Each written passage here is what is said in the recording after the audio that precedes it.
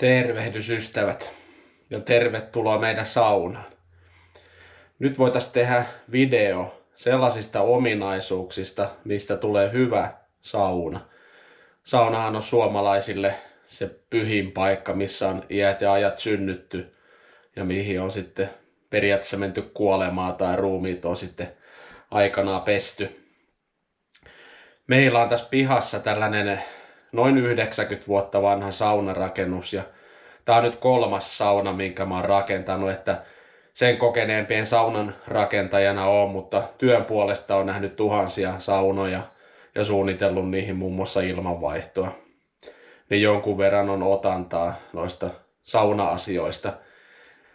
Niin lähdetäänpä käymään asioita, mistä mun mielestä syntyy hyvä puulämmitteinen sauna ja painovoimaisella ilmanvaihdolla nimenomaan. Et sitten asia on erikseen, jos tuodaan kuvioihin sähkökiukaat ja koneellinen ilmanvaihto, niin silloin asiat on vähän eri lailla, mutta käydään läpi millainen tällainen niin kuin perinteinen sauna on, että mistä asioista syntyy hyvä sauna. Saunan sydänhän on tietysti perinteisesti kiuas ja kiukaan valintaa kannattaa oikeasti kiinnittää huomiota. Että ne mitoitusperiaatteet, mitä kiuasvalmistajien nettisivultakin löytyy, niin ne pitää aika hyvin paikkansa, että jos kiuasta olet valitsemassa, niin ota ennemmin pykälää liian iso kuin liian pieni. Se on ihan hyvä periaate. Mulla tässä on tänne Skametin kiuas, tää on Virossa valmistettu. Edellinen kiuas oli se toinen virolainen merkki, mitä nyt en muista. Mutta mä laskin, että se kesti noin 1200 lämmityskertaa. Sen jälkeen se palo sitten puhki tulipesästä, että meillä lämpiää sauna noin 4-5 kertaa viikossa, niin se kesti joku 7-8 vuotta ehkä. Sitten palo puhki. Mutta toi Skametin kiuas on ollut kyllä hyvä. Edelleenkään ei ole mitään kaupallista yhteistyötä, mutta kiukaita on vertailu ja tutustunut niihin tosi paljon, niin tää oli sellainen malli, mikä miellytti itteensä myös hinnaltaan. Materiaalit on tarpeeksi paksut ja niin kuin tulipesän rakennekin on varmaan kopioitu jostain merkkikiukaasta, mitä nyt sitten on Harvia ja Misaa ja näitä, niin sieltä varmaan katsottu. Mutta 250 kiloa kiviä, tuossa on toinen niin kuin hormiverkko, siellä on varmaan vajaa puolet kivistä. Mutta kivimäärä on oikeastaan sellainen, että se tekee kiukaasta hyvän tai että saa hyvät löylyt.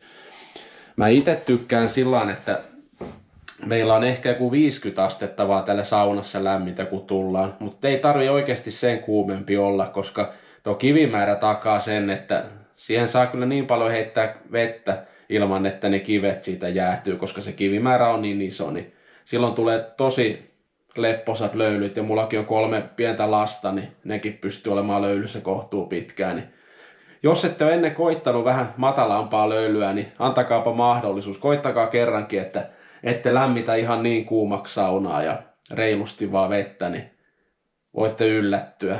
Mulla oli meinaan itsellä tapahtui se herääminen tuossa 20 vuotta sitten, kun tapasin vaimon ja hänellä oli sitten tapana olla miedommissa löylyissä saunassa, niin mä olin tietysti sellainen perisuomalainen, että se pitää olla se 80 aina, niin menin sitten koittamaan, niin hitto, että se olikin mukava kokemus, että ei ollut liian kuuma ja oli sellainen sopivan kosteen. Niin, sanoisin, että kivimäärä on melkein se avain onnea kiukaissa. Sitten kun kiuas on kunnossa, niin melkein sanoisin, että kiinnittää seuraavaksi huomiota ilmanvaihtoon. Eli saunassa olisi syytä olla 2 ilmanvaihtoreikää. Toinen ylhäällä, näkyy tuossa mun takana. Ja tää on tämmönen perinteinen malli oikeastaan, minkä itse teen, että siellä on 160 millinen reikä tuolla seinässä. Ja sitten tein tommosen puisen, mikähän tän nimi nyt on, täällä oli joku hienokin nimi, mutta tollanen niinku liukuva läppä tossa ees. Eli silloin kun lämmitetään saunaa ja saunotaan, niin tuo luukku pidetään kiinni ja sitten kun lopetetaan, niin nykästää se auki. Ja toinen ehkä tärkeämpi puulämmitteisessä kiukaassa on sitten tuo tuloilmareikä. Mulla on täällä 160 millinen reikä, suora putki ulos. Sitten on tollanen hyönteisverkko. Niin tuolla teholla, mitä tuosta kiukaasta lähtee, oli kotan 24 kilowattinen tämä malli. Se haukkaa niin älyttömästi palamisilmaa, että tietyllä kelillä, kun täällä saunassa on, niin tuosta putkesta näkee, että sieltä tulee oikein sellainen niin kuin usvaa, sellainen putki. Kosteita ilmaa tulee, niin se tai tiivistyy täällä saunassa, niin sen näkee. Niin se menee ihan älytöntä vauhtia, se ilmavirtaa suoraan tuonne kiuasta kohti. Niin sanoisin, että toi 160 millinen reikä on oikeastaan ehkä minimi. Että älkää sen pienempää laittaa, että jos se vaan esteettisesti ja muuten käy, niin vähintään 160 millinen. Melkein sanoisin, että mielellään 200 millinen, että tulee mahdollisimman vähän alipainetta sitten siihen venttiilille. Koska meillä tässä on vielä sellainen, että tuolla on sitten pesuhuone tuossa toisella puolella, niin toi venttiili hoitaa sitten myös ton pesuhuoneen korvausilman niin kuin toimittamista. Eli tätä kautta tulee toi kiukaan palamisilmaan sitten toi pesuhuoneen korvausilma. Niin jotta saunassa happi riittää, niin pitäkää tuo reikä isona, että jos mä nyt oikein muistan, niin se on noin 10-15 litraa sekunnissa, mitä tollanen puukiuas haukkaa ilmaa, kun se silloin täys pesällinen puuta palamassa. Ja sitten sen päälle vielä toi pesuhuoneen poistoilmavaihto, niin se ilmamäärä on niin iso, että jos on 100 millinen reikä tuolla seinässä, niin mä uskallan väittää, että se on auttamatta liian pieni.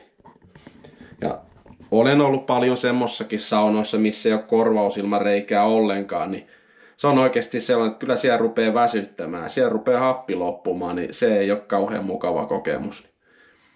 Toi on oikeastaan sellainen tärkeä asia, että kiinnittäkää siihen huomiota. Kolmanneksi tärkeimpänä asiana saunassa mä pitäisin sitten lauteita. Niiden oikeaa mitoitusta kullekin koolle ja sitten mistä materiaalista ne on tehty ja miten ne on kiinnitetty. Meillä tässä on lämpökäsiteltyä haapaa. Se on parafiiniöljytty. Nyt on parafiiniöljyt jo vähän kulahtanut, olisi aika tehdä uusinta käsittely. Mutta etäisyyksistä niin sanoisin, että mä oon itse 176 senttiä pitkä, että suomalaiseksi aika keskimittainen. Mutta tosiaan jos tämän koko luokan ihmiselle tekisi, niin meillä on etäisyys katosta tuohon istumatasanteeseen on 113 senttiä ja ylälauteen syvyys on 60 senttiä. Ja ylälauteesta tähän jalkatasanteeseen on 40 senttiä ja tämä jalkataso on sitten 50 senttiä leveä. Ja seuraava rappunen alemmaksi on sitten 40 senttiä leveä, että se kapenee alaspäin. Ja 25 senttiä on toi porraskorkeus sitten alaspäin, mutta sehän pitää tietysti sitten passata huonekorkeuden mukaan, että toi nousu on silleen tasainen, koska rappusissa yleensäkin ihminen huomaa jo niinku sentin eronkin, että jos kävelet jossain rappusia ylös ja alas, niin yhtäkkiä jos yksi porras onkin alempana tai ylempänä, niin sä meinaat kompastua siihen, että se on niin pienestä se ero kiinni, mihin on tottunut. Mutta yksi kanssa, mikä itse tykkään saunassa on hyvä ala, on selkänojat. Saunassa, jos nojailet tonne seinään ilman selkänojaa, niin se on hyvin äkkiä tuo seinä tosi ruman näköinen ja likainen sitten. Ja selkänoissa on se hyvä, että sinne saa esimerkiksi LED-valot, niin kuin tässä meillä on.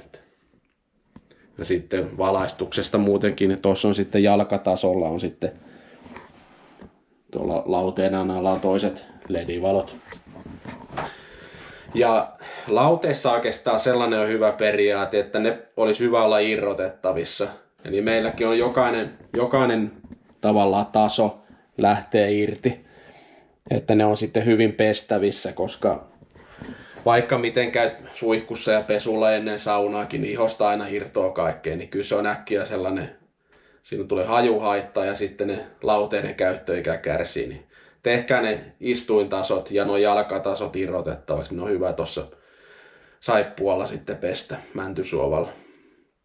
Ja yksi olennainen osa lauderunkojen kiinnittämiseen on se, että ruuvaat tuon lauderungon seinään, niin jätä sinne vaikka 3 millin ilmarako, laita sinne palaset vaneria, että se lauteen runkopuu ei ole kiinni tuossa paneelissa, koska sinne jää sitten vettä muhimaan ja se kyllä hapertaa sen lauden rungon aika nopeasti, niin sen lauteiden rungon kestävyyden vuoksi niin jätä sellainen ilmarako sinne väliin. Itse olen laittanut 3 millin vanerilaput jokaisen väliin, niin ne on kestänyt hyvän. Ja sitten lauden rungot. Mulla on jokaisen alla tollanen kumitassu. Ehkä näkee vähän huonosti, mutta se, että puu ei ole lattiaa vasten, niin se kyllä lisää ton lauteiden käyttöikää huomattavasti, koska sen lämmin tila ja kosteus seisoo, niin se sitten menee äkkiä pehmoiseksi. Sitten saunasta oikeastaan muuten, tää on tietysti suomalaisille tuttua kauraa, mutta jonkun verran on ulkomaisia katsojiakin, niin laude, tai siis seinäpaneeli irti seinästä. Alumiinipaperi on tuolla tietysti takana, ilmarako on kunnollinen. Ja sitten toinen on, että se on ylhäältä sitten auki myös. Se ei tässä videossa näy, mutta se on tuolla listan takaa, se on auki. Eli ilma pääsee liikkumaan tuolla paneelin takana, niin se takaa sen paneelin sitten kunnossa pysymisen. Että mulla tässä on käynyt tää perinteinen kiire, moka ehkä, että aina kannattaa paneelit ennen kuin ne laittaa, niin vetää ainakin se urospontti sitten käsitellä se sillä pintakäsittelyaineella, millä olet sen vetävässä, että vaikka se puutavara on sitten kuin puusepän kuivaa, mutta se täällä saunassa on niin äärimmäinen olosuhde, että se paneeli kutistuu ja kuivaa entisestään, niin sitten siinä käy näin, että siihen tulee tuo rako näkyviin samaan katossa ja seinissä.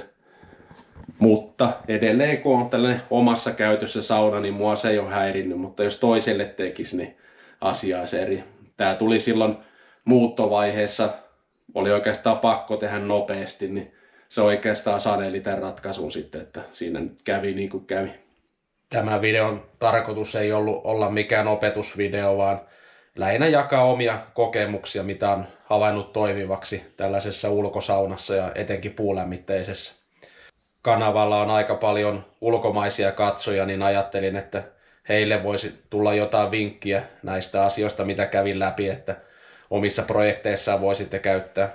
Suomalaisille nämä asiathan on kaikki tuttuja, mutta jos joku saa jotain vinkkiä, niin hyvä homma. Uudet katsojat, jos tykkäätte, niin alanurkassa on tykkää-nappi, niin laittakaa kanava tilaukseen, niin saadaan kanavalle nostetta, niin kiitos siitä jo etukäteen. Mutta hei, laittakaa kommenttia, millaisia saunoja teiltä löytyy ja mitä olette havainnut niissä toimivan, niin palataan taas uuden videon merkeissä. Moi!